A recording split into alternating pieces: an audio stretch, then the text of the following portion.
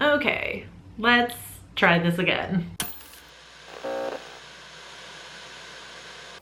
Tried to film a reaction to the Blood Spattered Bride today, and it didn't go as planned, mostly because the footage of me actually reacting to the film, like I filmed myself watching the entire movie, no sound. And I mean like no sound on my end. You can hear the movie perfectly fine, and then I'm just in the corner miming what I'm trying to say. So that's unfortunate. So I had to scrap it, and I'm just gonna have to do a sit down review today. This is a patron request on one of my tiers of membership on my Patreon, which is always linked in the description. You can request videos for me to do.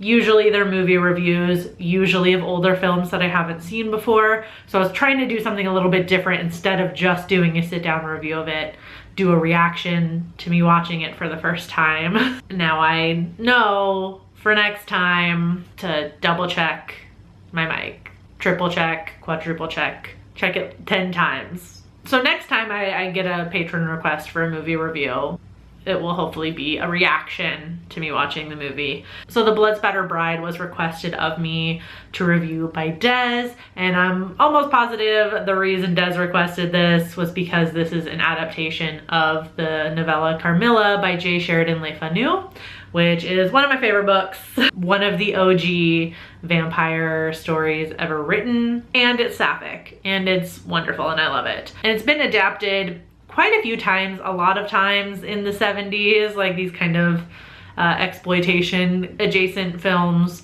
So this particular movie, The Blood Spattered Bride, is a Spanish horror film directed by Vicente Aranda, and it was released in 1972. It follows a newlywed couple who move in to the husband's house that he grew up in, and the wife, Susan, starts seeing this woman in her dreams, and this woman is encouraging Susan to kill her husband. So the movie is kind of like a cult classic now. It's known for its provocative themes, symbolism, and exploration of sexuality and violence. So this may be a little bit different than my normal movie reviews. I'll kind of give you a rundown of what happens in the movie. So this isn't a spoiler-free review, and I'll kind of give you what my reactions were as the movie went on. So the film opens with our newlywed couple, Susan, and her husband, who is unnamed in the entire movie, which is kind of a flex, and I love that.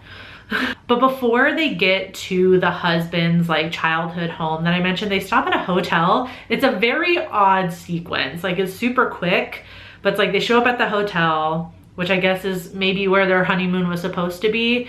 And Susan goes up to the room first, and she, I guess, falls asleep and has a vision of a man breaking into the room, attacking her and sexually assaulting her. I guess really the only like significance of this scene is that the assailant like rips the front of her wedding dress open, which we'll see the husband do later on. This dream scares her, so she tells her husband she doesn't want to stay there, and that's when they go to his childhood home, which I assume is that's where they're going to be living. There's some kind of strange things going on in the mansion, like all of the portraits of the women have been put in the cellar, and the only ancestors whose portraits are on the walls are men. And we'll find out later that one of the portraits Susan finds in the cellar is of Mircalla Karstein, or Carmilla, who we'll meet later. But in the first couple of scenes in this movie, Susan and her husband have sex for the first time. But after that first time, Susan is no longer interested in having sex, and her husband gets like weirdly predatory about it. And that's kind of where the dress ripping comes in. When they have sex for the first time, he rips her dress open, just like in the nightmare she had, which is just like so unnecessary. But then later on, after that first time, when he wants to have sex with her again, it gets violent. Like there's bizarre scenes. Like at one point he like is above her, like on a rock kind of outcropping. He like grabs all of her hair and like pulls her off of her feet. So she's literally just, you know, he's holding her in the air by her hair, which is bizarre. And then he's like laughing as this happens, and she's clearly distressed. And then it's implied that he makes her go down on him, which she doesn't want to do, and she runs away. And then it cuts to a scene like where she's just trying to relax in the bath, and he comes into the bathroom and she's like, oh my god, again. Like, she's not interested anymore, and she's like running away from him, which I guess is an interesting, I guess this all leads to like more interesting parts of the film when Susan meets Carmilla and starts dreaming of Mircalla first before she actually meets her in person. Because it ends up being like the whole idea behind Carmilla, like her whole motivation is like liberating women, it seems, from these heteronormative relationships that maybe they feel like they had to enter into. We don't know this for sure. We don't get any backstory to this couple, so we don't actually know. But at one point, Carmilla says like, destroy his masculinity or something like that, which is very on the nose. And I was kind of shocked to hear it, but it was interesting and refreshing. But the movie had a whole lot of bizarre scenes, not just the like pulling Susan up by her hair. There's a scene that I feel like only just sets up the use of a fox trap later, where the groundskeeper and the husband come across a fox that's been trapped in. It's like a, you know, like a bear trap, but just like a little smaller. And they shoot the fox, and you can, like, I could play my reaction to it, but you can't hear me say anything, and I don't want to show the scene anyway. Because I don't know, I looked it up quickly while I was watching the movie, and it said that scene was real. Like, they trapped a fox in a trap by its leg and shot it on camera. And it's all seen on camera. And if you're sensitive to that sort of thing, just be warned. You'll see them walking through the woods with guns before you see the fox. So that'll be your cue just to, I would mute it and, you know, look away for a minute or two. And then after Susan has been having these dreams of Mircalla, the husband finds Carmilla on the beach in the most, probably the most bizarre scene in the entire movie. So he sees like, he's on the beach, and he's burying this dagger that Susan has obtained somehow from her dreams of Mircalla. And he sees a hand sticking out of the sand. So he goes to investigate, and then you kind of see like a snorkel tube coming up from under the sand as well. And the sand's like completely flat, mind you. And so he starts to dig, and there's like a woman with like a snorkel mask and stuff buried in the sand, and he uncovers her, and it's Mircalla, who's going by Carmilla. Fucking bizarre. And I would just like to point out another thing I reacted to is when he starts to uncover her, he uncovers her face first, which is kind of like natural, right? You'd uncover her face, get the snorkel thing out of her mouth so she can just like breathe. And then he uncovers her boobs next, because important.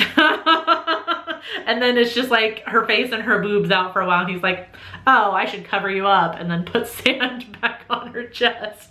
Well, really bizarre, just really bizarre. And like, why, like, that's such a strange way to find somebody just like buried in the sand like that. Like, Carmilla, what the fuck are you doing? So that's how she kind of inserts herself into the house a little bit. So with that happening, Carmilla and Susan's relationship grows stronger, which leads her husband to kind of investigate, because now Susan is like getting out of bed in the middle of the night and going off with Carmilla to places that he doesn't know. So he consults a doctor who's definitely not a psychiatrist, just a regular old doctor. After the groundskeeper comes to the husband and the doctor and says, I encountered Susan and Carmilla one night, and Carmilla bit Susan, and they were howling like wolves.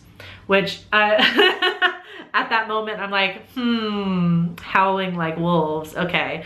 So it cuts to the next night, the doctor follows Susan, so we see exactly where she goes, and she meets Carmilla, who drinks Susan's blood, and then they have sex, which of course is off screen, because we don't want to show that sort of thing, right? You can hear the moans, which the howling like wolves make sense, because these men clearly have never heard a woman orgasm before. So sure, it sounds like howling like wolves. Oh, how scary. So after being found out, Carmilla and Susan kill the doctor first, and then they're trying to escape the mansion from the husband, and then they encounter the groundskeeper and kill the groundskeeper. And then they go to Carmilla's hiding place and they go to sleep in her coffin together. That's where the husband finds them, and he like shoots the coffin a million times and kills them. Then it's revealed that the maid of the house, her daughter, has also been bitten, and she basically just shows up to tell the dude like, they'll come back. They always come back. Lesbians always come back. And then allows him to shoot her in the head. Also bizarre. And then the movie ends with the husband grabbing Carmilla's boob and then holding a knife up to it, and then it just cuts to like a newspaper headline that says man cuts the heart out of 3 women. So I guess you have to cut the boob off first.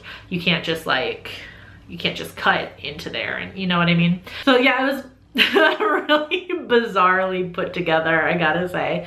And the cuts between scenes, like there was like a clear passage of time. It was a little bit jarring. I liked Susan's story arc, how she kind of goes from like a timid newlywed who's kind of scared of everything to being a bit more empowered and has a little bit more agency over herself, even though Carmilla is holding some influence over her, to be sure. It kind of just sucks that, I mean, ultimately at the end, the man has to win by killing them both. It's only a small consolation prize that he's seemingly arrested for the murders of 3 women. So that's a little bit of a comeuppance, I guess.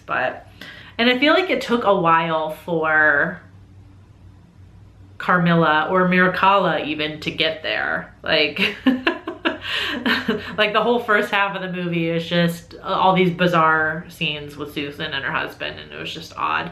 I guess that's my main real criticism of the movie, is just it's really kind of disjointed and slow at times, but like not slow in a good way. I think when we finally get to the parts where Carmilla and Susan are interacting, I think there is something to be said for some feminist themes, like exploring the depth of female desire, empowerment, and the repression of women in patriarchal societies. I feel like that, you know, you could pull some of that out of there, but it's stuffed into like the last third of the movie, unfortunately. I just kind of wish they'd given a bit more time to exploring that. So overall, I thought the movie was like okay, like just slightly better than okay. I didn't love it. It's not my favorite Carmilla adaptation, I think, but I wouldn't necessarily say it's my least favorite. Happy to have finally watched it. Sorry that you couldn't get my visceral reactions to everything,